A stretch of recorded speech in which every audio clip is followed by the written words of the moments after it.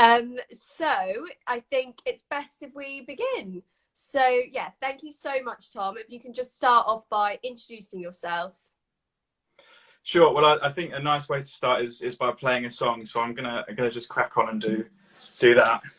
Thanks for having me, Ali, and yeah, thanks to everyone for coming along. I thought that it is real, me playing it live. It's down here, but you know, I promise there's not like a mime situation going on. But this is a song that I've heard like 20-minute versions of it, or like 30-second versions. So I'm going to go for somewhere in the middle, because it can sort of go on and on, this one. But yeah.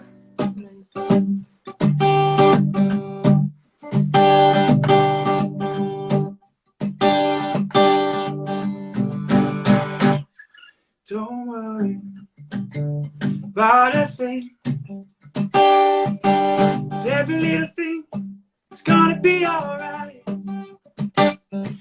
Don't worry about a thing, 'cause every little thing is gonna be alright. Rise up this morning, got out the rising sun. 3 little birds were by my doorstep, singing sweet songs, melodies pure and true, saying, this is my message to you. Don't worry about a thing, 'cause every little thing is gonna be alright. Saying don't worry about a thing, every little thing is gonna be alright. Rise up this morning, caught out the rising sun. 3 little birds were by my doorstep, and they're singing sweet songs, melodies pure and true, saying, this is my message to you. One more time. Don't worry about a thing, 'cause every little thing is gonna be alright. Saying don't worry about a thing, 'cause every little thing is gonna be alright. Virtual applause, everyone. Do the clapping hands if you enjoyed that start to the IG Live. Do the clapping hands now. Tom, that was amazing. And what a way to start.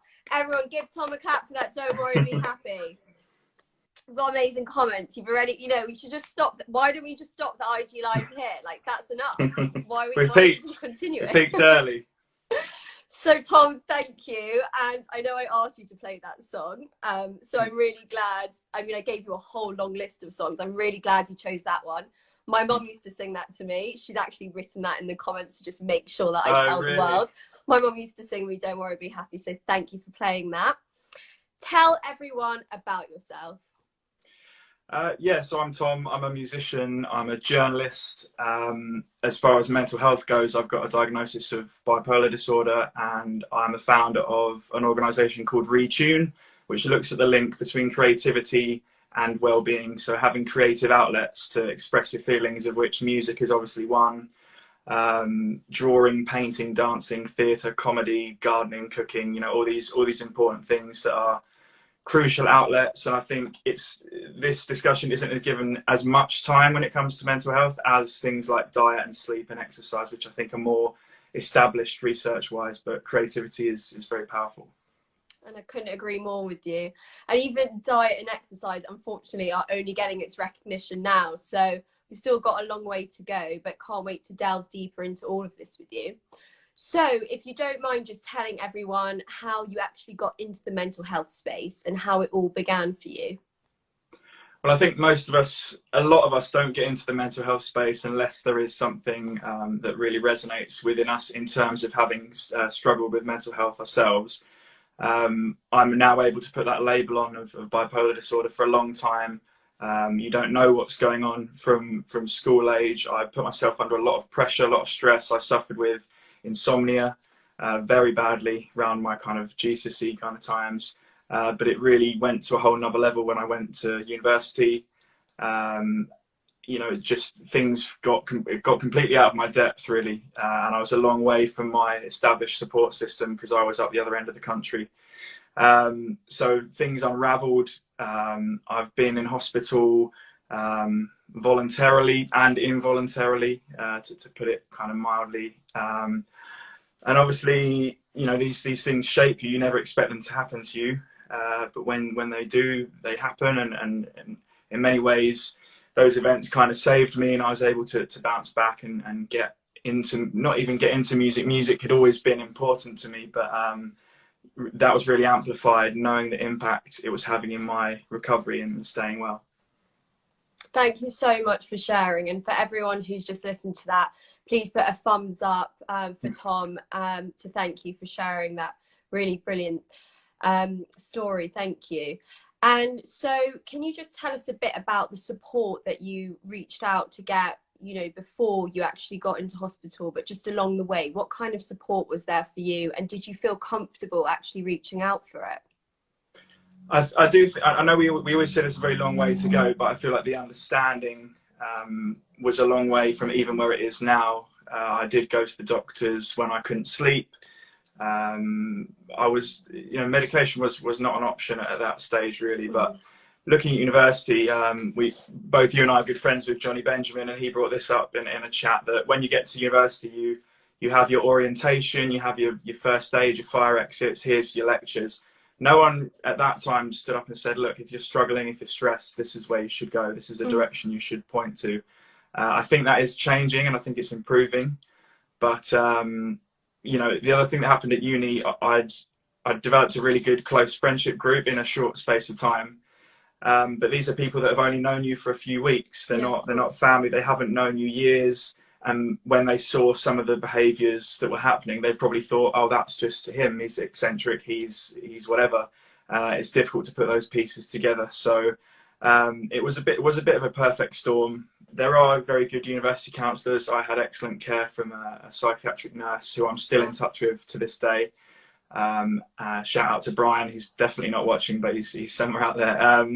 So yeah, I think there wasn't really can't use the word roadmap. We've heard too much of that recently, but there wasn't like a plan as such.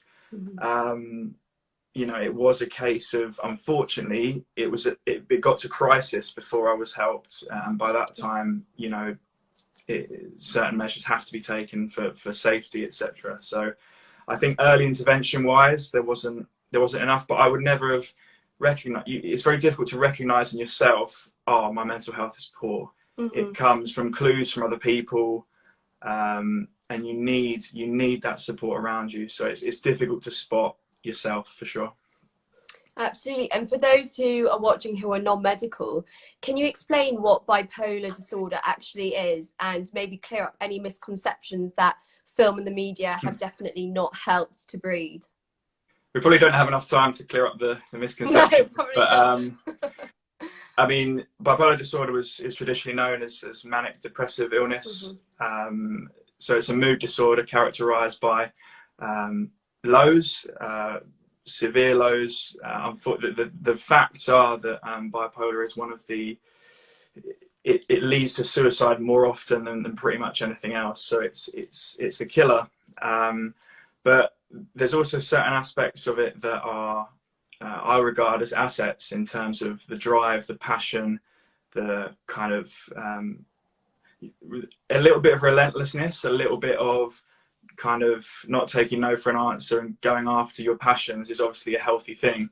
And I would also say that without this diagnosis, I'd be a very different person, and not necessarily for the better. You know, that there are ways that it enhances your personality. The other side of it, mania, it's a very creative thing. It can be a very useful thing for productivity, but at the same time, it can then go into a delusional level, sort of very aggressive place. So yeah, it has to be, those two top and bottom ends have to be kind of just brought into line a little bit, and that happens through medication. It happens through sometimes therapy, which is something I've only just started 12 years after my initial situation. It takes a long time to find that connection, but therapy and medication are kind of the accepted treatments, and learning more about your illness, psychoeducation it's called. But what we've come up with Retune is having those outlets. So we've identified that sleep's really important, having creativity in your life is really important, being active is really important, listening to your body, getting the right nutrition, and also listening to the right outside sources so that you're inspired. That's really important.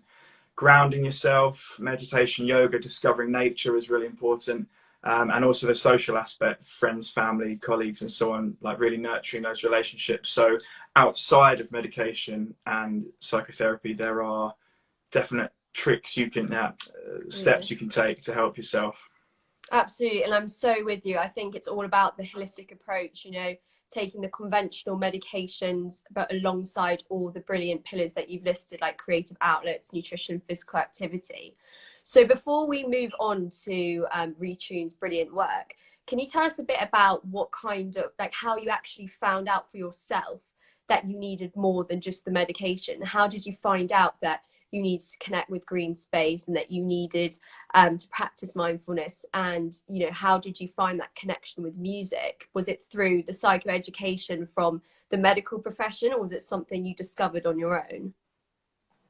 I think it's a bit of both. I think this was something we were possibly going to talk about, but I broke my leg a couple of years ago, and I had all these gigs booked, and I had to have people drive me to the gigs and set up all my equipment, and then I would like limp in, sit on a stool and play. It was very diva behaviour, actually.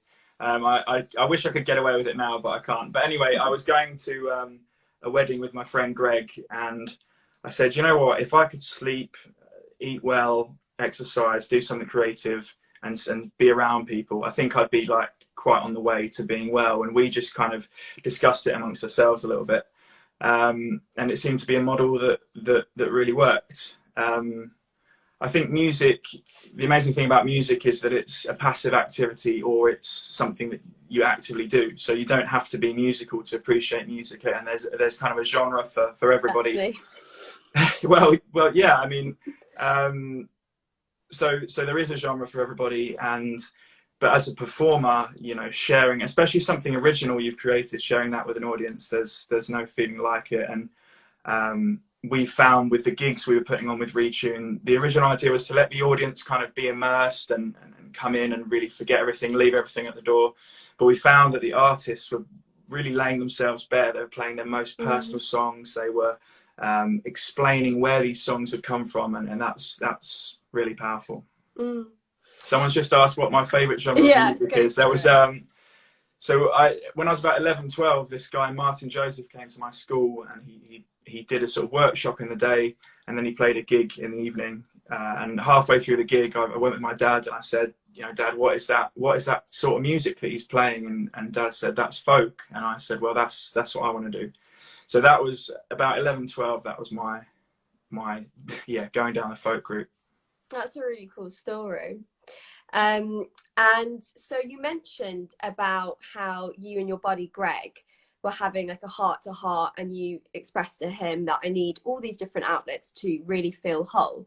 So what I want to ask you is essentially, have you always felt comfortable talking about your mental health with your male buddies? How was it at uni? How was it, being a guy who was having mental health struggles? Because there is such a stigma around men and mental health. How have you navigated that all?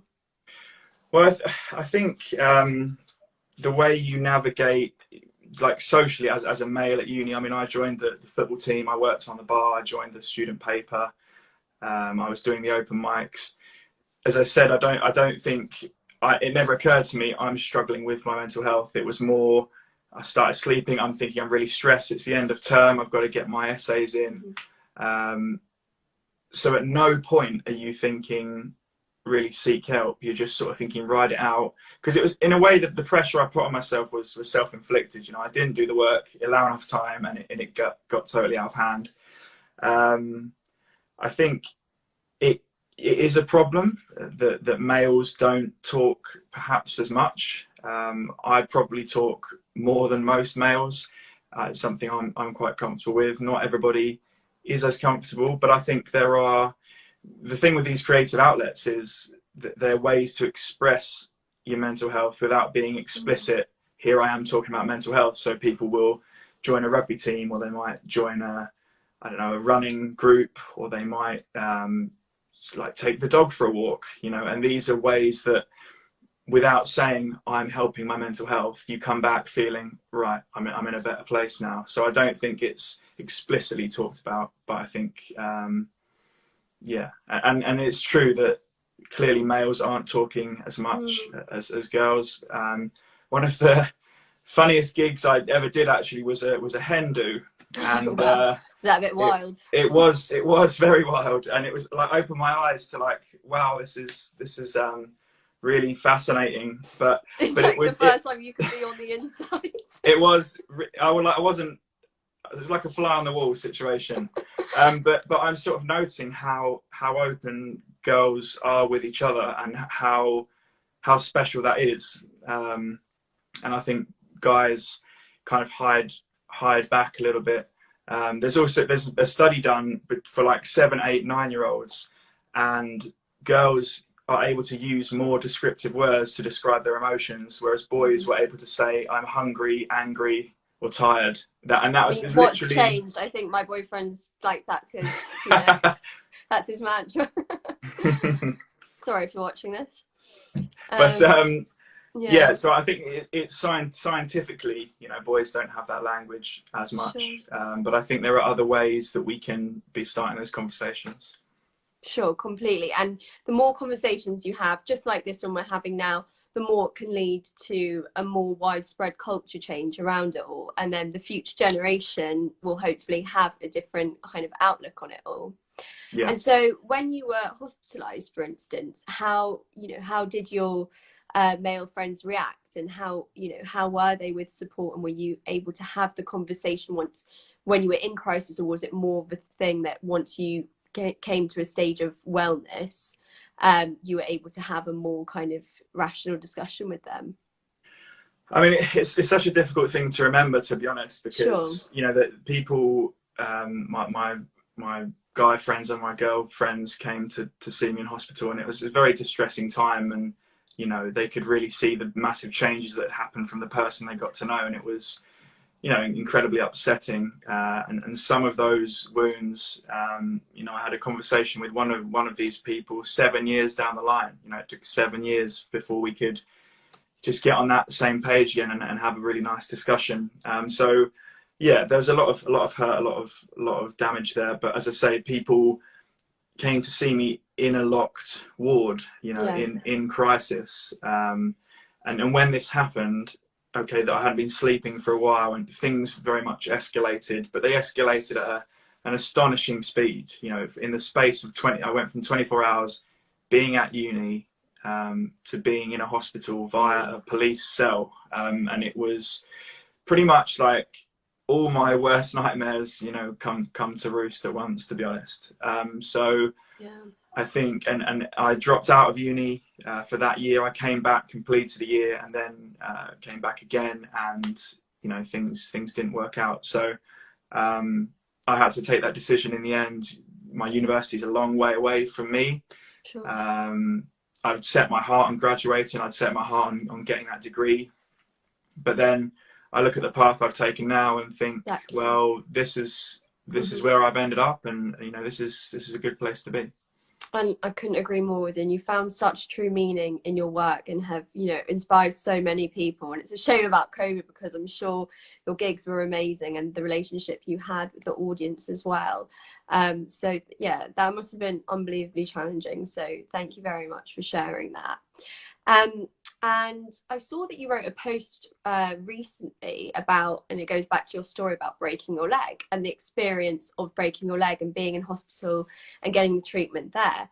And so it got me thinking, how far off do you think we are? Because, you know, everyone is still they're giving it lip service that mental health is the same as physical health, and breaking your leg is the same as having depression, etc.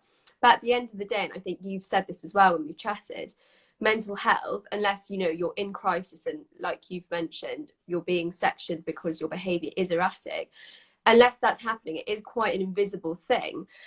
So I wanted to just ask you how far off you think we are from mental health truly being on the same scale as physical, and what that experience was like for you when you had your broken leg. Yeah, I mean, the broken leg was it was a really interesting experience. I mean, it was a dreadful experience, really, but you know, the conversations with strangers were remarkable. You know, I did wear a bright orange cast, so that kind of did draw particular attention to it, just to stay on brand with Retune. But yeah, you know, how did you do it? Or more commonly, I did that, or oh, my friend fell down a ravine and his leg twisted round backwards. You know, it was like almost a one-upmanship of you've done that, I've done that situation. But you know, it's a cliche to say with a broken leg we can see it and it's there for all to see, but it's true. So much of mental health is invisible. Some of it we can start to see if people are neglecting, they're not washing, they're not sleeping, they're not you know, getting outside, getting sunlight. You know, you do start to see these physical signs, but for the most part, we are dealing with an invisible force with mental health. But the leg break was really interesting. Showed the importance. I mean, that taking things for granted as well. You know, when even like a trip across the room to the fridge is like some great voyage. You know, you really start to appreciate what you had, and when you get it back, you doubly appreciate it. It's a challenging time. Sounds like a very powerful juxtaposition that you had those two. You've got lived experience of mental illness, and then you had that broken leg experience. Yeah. One thing to say is that, you know, people would ask when you get your cast off, when did you do it? How long's it been? There wasn't like, and how are you? You know, how are you with that? Whether they knew it or not, you know, have you been struggling? There wasn't actually, because the psychological impact is huge. The injury is physical, but you know, I was out of work for weeks, and you know, not seeing people, and you know, that's where that conversation's got to go. Yes, you're in pain, you've got a physical injury, but also how is that impacting your mind as well? No, I couldn't agree more with that point. And it's really interesting that that's just what the culture is, you know, not to go deeper and look at, you know, the quality of life of, you know, what's happened physically. So, much to be improved on there. So talking about your work now and your love of music, tell our audience, you know, how you actually got into music. You said your wonderful story about folk music when you were younger, but how did you actually get into it and then realize that this is something that you wanted to kind of marry with the mental health space? Yeah, I think I came to music semi-late. I mean, I started playing the guitar when I was about 11 or 12, which is a lot older than some people start when they're 5, 6. And I was bought my first guitar was from Argos, and it lived on the shelf for a solid year, gathering dust before I could do anything with it. But you know, in school, we, like, a lot of our class learnt the recorder. There was actually only me and one other boy that didn't learn recorder. So there was but I sort of knew I could sing a little bit. The story I often tell is that there was a girl I was quite keen on, and I used to sing in assembly like an octave higher than everybody else. And they actually threw this girl out of the assembly hall because they thought that was her singing. So that totally ruined it for me, because she was like my childhood crush, and she got chucked out of the assembly. So that was, you know, these are all signs. I did love the buzz of being on stage. I think to look at like when it marries with your mental health, I think the point at which you start writing songs, the point at which you start crafting and creating yourself, you really start to find your own voice. And I've used songwriting as a really transformative healing tool to process all sorts of situations. So I think, and that was probably about 15, 16 when I started writing songs, and you're just starting to unlock, you know, what's within you. And I think that would be the point. Then starting to deliver those songs to people, things that you've written, is powerful. It's powerful for you to deliver them, and to get that feedback and that connection in the room is really powerful. No, it's so amazing to hear. It's like makes me jealous that I don't have something like exactly like that, in that creative sense, that kind of sense of escapism, but also how cathartic it can be to produce something that sounds good, because whenever I used to play my musical instruments it didn't sound good, and that, you know, it actually fills you with warmth and you can share that gift with the world. So no, it's truly amazing thing, music. So tell us how you started Retune and when you thought, okay, wow, I want to do this. Well, I think just going back very briefly to being in hospital and these creative outlets. When you're in a psychiatric ward, you don't have, there's not many things you can do. I took up smoking so that I could go outside, for example.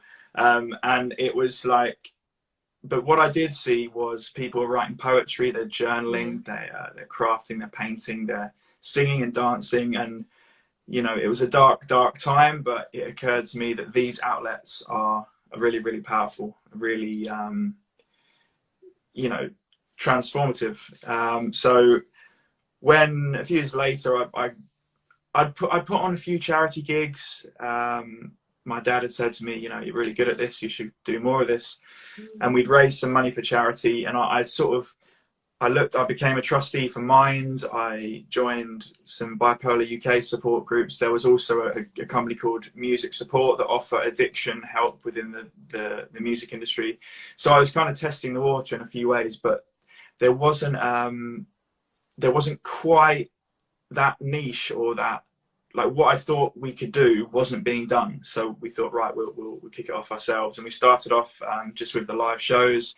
I'd already delivered some workshops in schools, so we then incorporated that. And now we're moving, especially COVID speeded this up, you know, getting into the app and going for that online approach.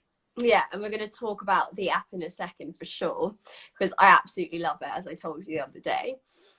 So something you told me when we had a call, which I found so remarkable, because for me, when the service user becomes part of the model of healthcare in giving back to, you know, the hospital or wherever they've been, I find that a very powerful and sustainable model. And so you told me that you actually went back to the inpatient ward where you were hospitalized during uni, and you played music for some of the patients on the ward there. So can you tell us a bit about that?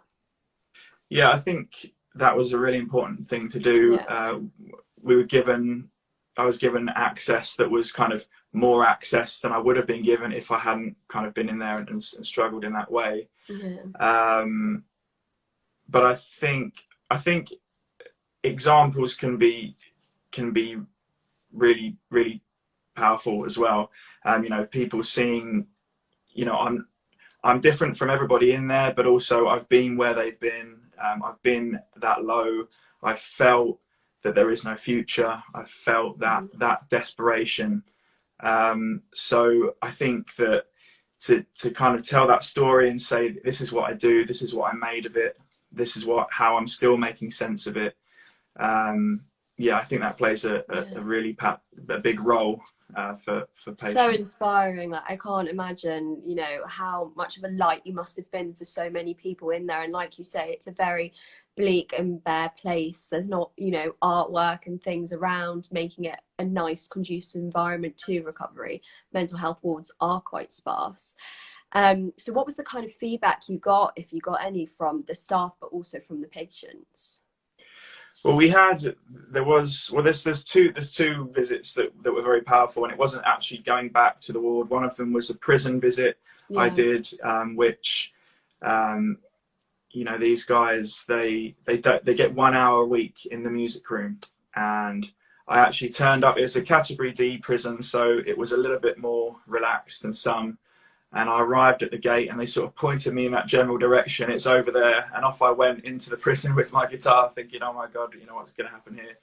And I went into this room and there was like a prison band that had established. And there was a session drummer who was a professional who's then put in prison. There was a guy on the keyboard with the biggest biceps I've ever seen. You know, like his bicep was like the size of my head. It was just ridiculous.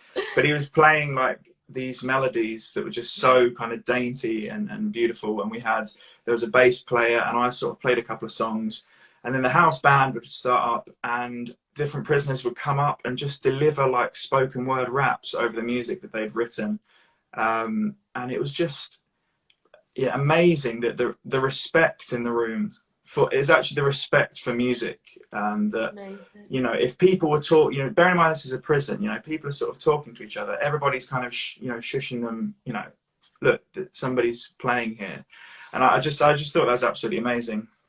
And another sort of huge visit was to a child and adolescent ward. So it's like 13 to 18-year-olds who, all of them were sectioned, all of them, you know, some of them had committed crimes.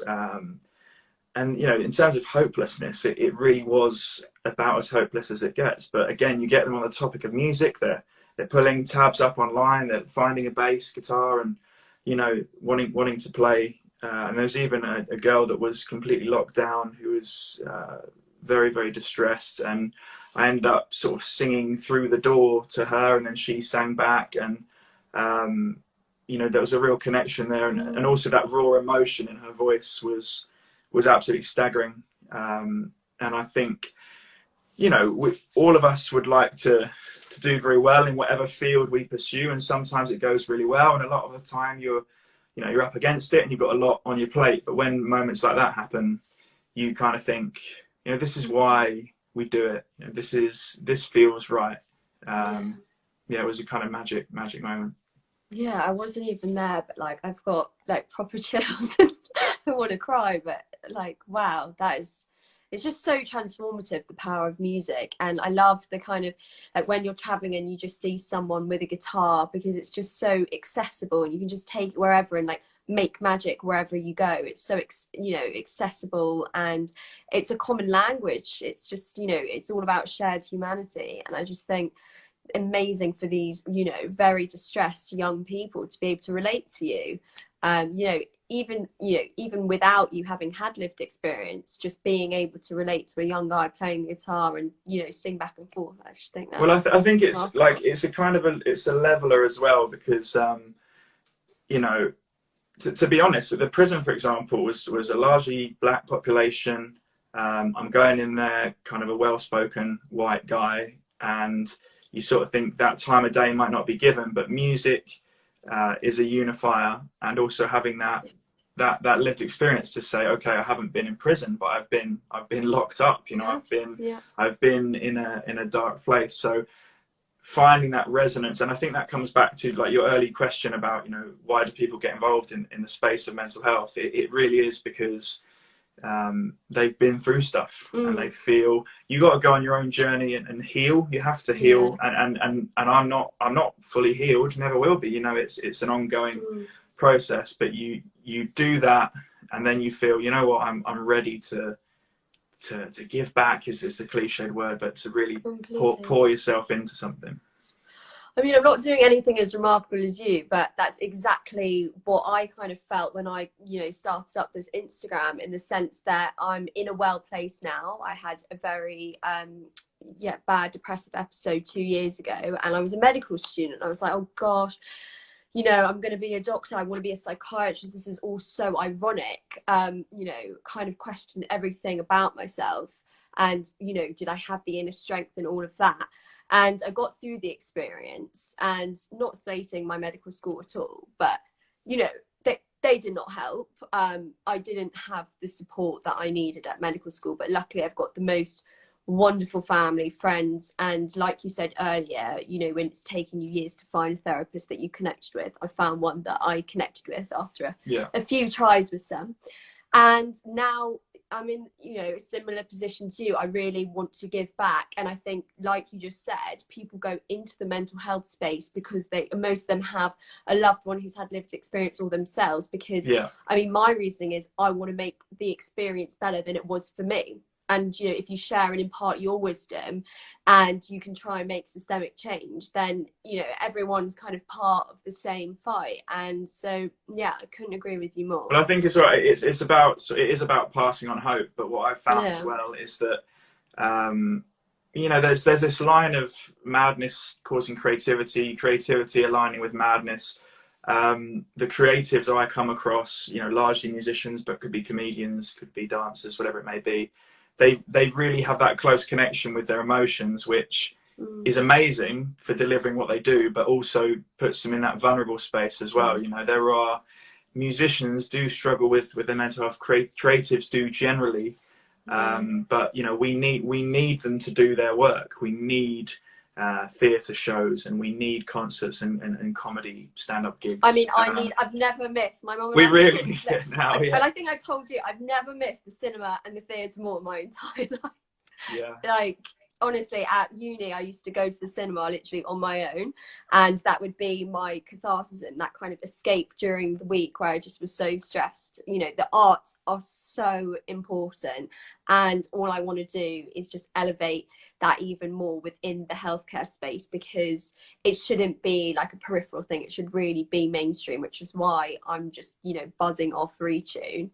And yeah, just something to add, when I was just sharing my story, and I want to make university support, you know, much more robust, because like you mentioned, you went in from a crisis point of view, and I want to really help, along with all the others in the space who are doing that work, with early interventions and having those models in place. And I'm actually talking to, which I think you'll really like, next week for National Uni Mental Health Day, I'm talking with the Bristol Medics rugby coach, and he's like an ex-CAMS practitioner. He was an ex-PE teacher, and now part-time he is the Bristol Medics rugby coach, and he's integrating mental health care for his rugby boys. Like, it's like compulsory. Like, he does a compassion circle with them, and he's brought that to the uni to do for all sports teams.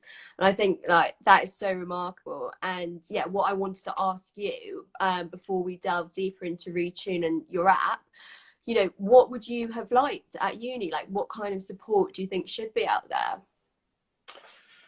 I just think a little bit more preparation, because uni is touted as, and it is a very exciting time, and it's a wonderful time in many ways, but also for most people it's their first experience being away from home. It's their first experience being away from their network, and kind of surviving on their own. If you're in sort of catered accommodation, some people are cooking for themselves for the first time.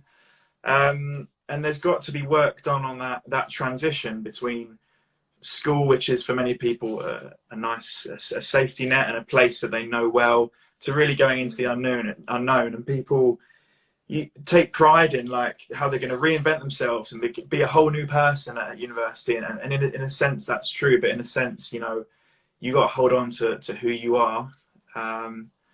And yeah, I just think a bit more work, a bit more warning, a bit more preparation could be done, because a lot of people will go to university and they'll sail through and they'll do brilliantly, and they will really thrive.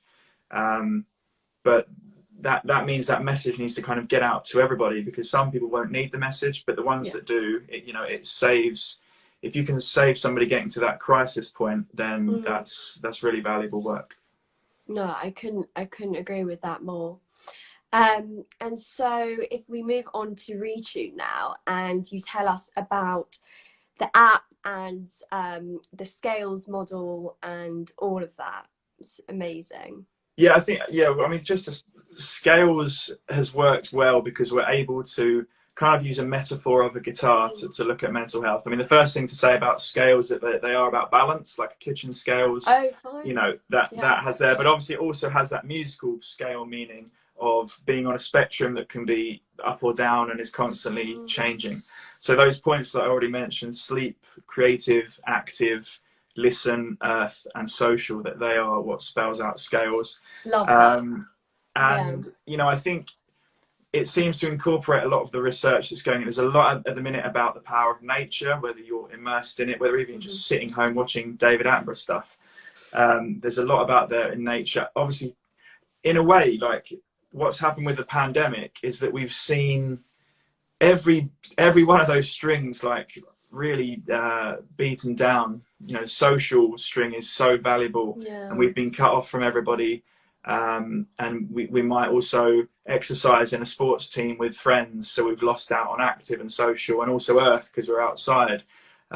We've lost out on creativity because there's no gigs and there's no means of sharing creations, and that's all had a knock-on effect to sleep. I've not slept well or restfully, or even got to the end of the day and felt tired for as long as I can remember since it all began. So they all relate to each other. And what we do, well, I'll see if I can do it now. Actually, I'll have to put this back in tune afterwards. But essentially, if one string, we'll try and do it like this. If one string is out of tune, then the whole thing sounds bad. So we've got like a nice E major chord here. But if we say like sleep is like the root note, like the root note of the chord, the most important thing. If it goes slightly out,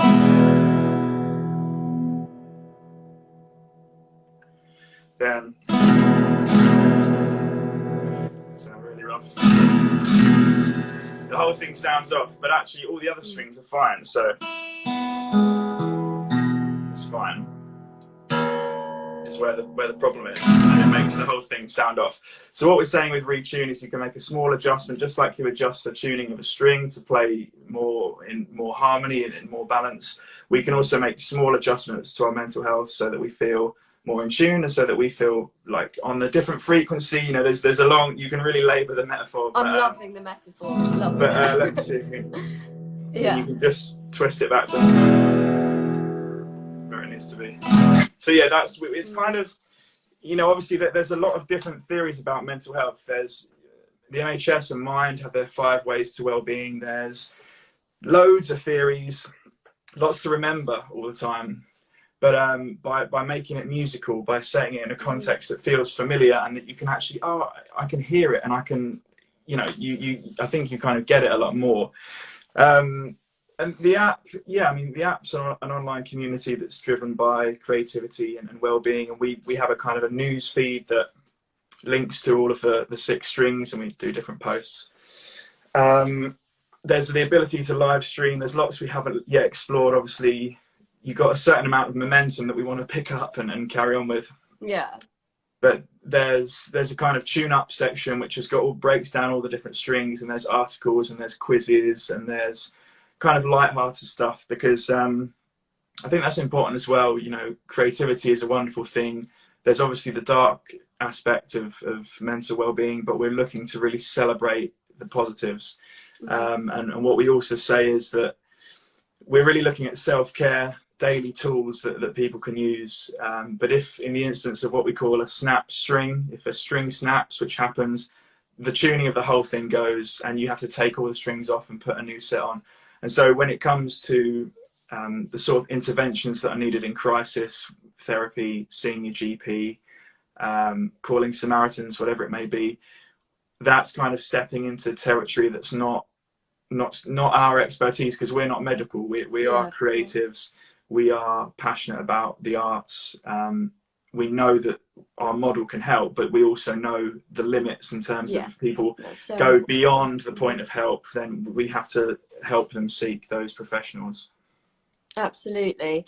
And one of my other favourite bits about the app, I love how well thought out everything is, from the scales to the tune up and all of what you've just said, and the snapped string. Tell the audience why Retune's colour is amber. I love the reasoning. Yeah, so I'm sort of repping the little orange R there tonight. Yeah, we chose amber because, I mean, it's a colour of warmth. I quite like orange anyway, but we went for amber because we sort of look at this traffic light analogy where when a light changes from green to amber, you've got 2 choices. You can either speed through, try to make it, try to keep going, which is what we all tend to do in life, or you can think, okay, I'm going to come to a stop, I'm going to pause, I'm going to reflect. And amber can be a bit of a warning light as well. It's a bit of a warning colour. So it's that reminder to check in and think it's okay to stop. We're often trying to speed through onto the next thing, but just to take a pause, take a beat, if we're going to keep being musical, you know, is crucial. I think that is so powerful, and I think a lot of the people on here are loving your analogies. We've got a doctor on here, Dr. Emma Astaire, who has already said we'll definitely be using that one around the scales analogy to help people understand mental health. So I think, you know, you creatives can help us medics with all the jargon and helping to make these relatable analogies for people, because at the end of the day, it's people to people. And it's well, yeah, I mean, I'm so pleased that we obviously linked up, because it's kind of filling a gap on both sides, because we're not medical professionals, but you know, we really benefit from those professional links and that medical advice as well. So if we can bring the two together, that's really positive. Dream team, Tom. Dream team. So what I'm going to do now, I'm going to ask anyone if they've got any other questions, or just remarks that they want to make. And if we could have a song number 2, or the last song, which would be wonderful. Yeah. I know you've done a lot of talking, so voice rest afterwards. I'm just gonna put this in tune, of course. That has to happen. So yeah, anyone feel free to ask questions whilst Tom is playing, and sing along even though we can't hear you. I haven't played this one I haven't played anything for ages, obviously. I was actually going to ask you how, you know, adapting to virtual audiences compared to being in the flesh. Yeah, I mean, I think the virtual audience is it's something we're kind of used to now, but you can never replicate, you know, that feeling in the room and that energy. So I think everybody's done well. There's been lots of online stuff, but everybody's, you know, we're just crying out for stuff to return. Contact and the immersive experience. I couldn't agree. I'm done with Netflix. I'm like not. I'm still watching it every single night. Completed it. I am done. Yeah. Okay, well, let's have a go at this one. And this was we'll see how we go. Like, I'll do this one, and then if people have got, when I take requests, usually I do artists, not songs. So if you request a song, it's like might struggle with it. But if you request an artist, then I might have a chance of actually doing something with it. So let's have a go at this one. But as I say, Ally got in there early, so let's have a go at this one.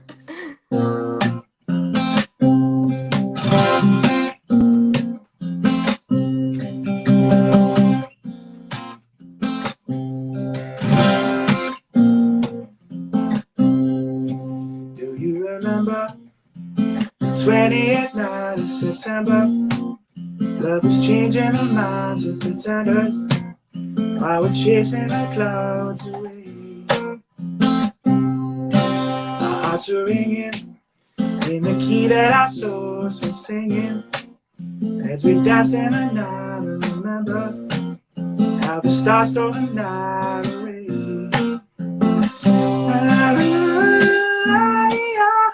Say that you remember, dancing in September, never was a cloudy day.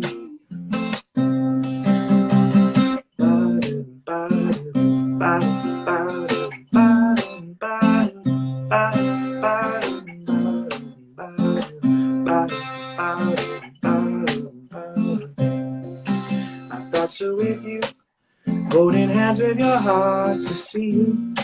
Only blue talking love, remember how we knew love was here to stay.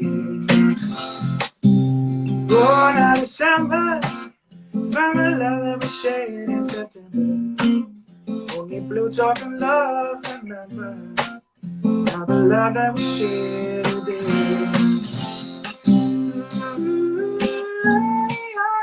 Say that you remember, dancing in September, never was a cloudy day.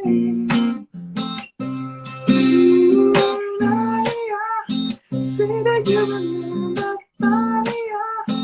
dancing in September, never was a cloudy day.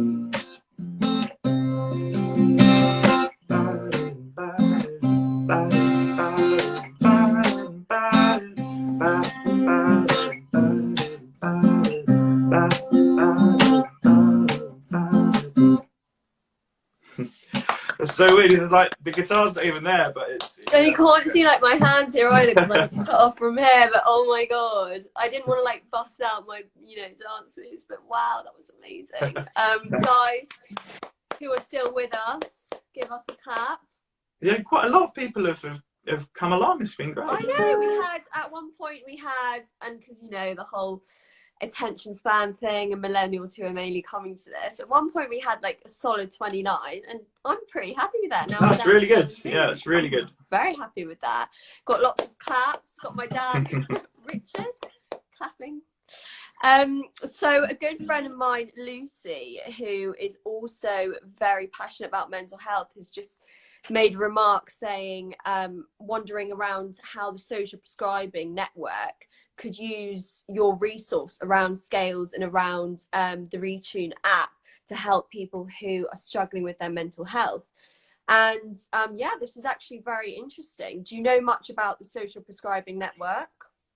Well, I mean, social prescribing, it's a term that's becoming a lot more commonplace, I think, and it seems to refer to like a network of lots of different methods, lots of different types of help that I think, because I think it depends what's in your area. It seems to depend if, it's a bit of a postcode lottery. If you're in a certain part of the country, there's a lot of resources, but obviously in some parts of the country, there aren't so much. So I think it would be good to work on something that is a bit more universal and a bit more accessible wherever you are in the country. Because I think there's some amazing work being done, and you and I chatted about this a bit as well, but it's not, sometimes it's a little bit disjointed or not quite. Yeah, it is. Yeah. Mm-hmm. Well, hopefully we can change that. We just, we need an army, like a mental health army to just, sweep the nation. Yeah. But it was so lovely chatting to you, Tom. And you can see from the feedback, like you've cheered up so many people's, that midweek slump. I think you've really, brought people alive tonight. And yeah, thank you so much for your time and for all your brilliant work with Retune. I hope we can do lots more work together. Yeah, I hope so too. Thanks for organising this. You've clearly got a very loyal, dedicated bunch of admirers that will follow your stuff and get involved. So yeah, thanks to you. There was a little bit of threatening here and there. No, I'm yeah, but you have to do that. You have to resort to that sometimes. The first one, but honestly, there's been so many colleagues as well who didn't even tell me they were going to drop in, and it's been amazing. I think there's been so much richness in our discussion, so much for people to take away and look into, and yeah, people can contact either you or I if they've got other questions. And yeah, I think that there's that. It'd be great to keep getting feedback on the app. It's free to download. It's on all the app stores. We're also, we're going to be putting on events again. We're going to be visiting schools and running workshops all over the place. So, we're really keen to get going. As everybody's just so raring to go, aren't they, across the board?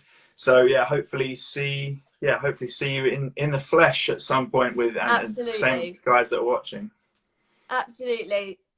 Thanks a million, Tom, and everyone. Yeah, download Retune app, follow Retune and Tom on Instagram, and have a good evening, one and all.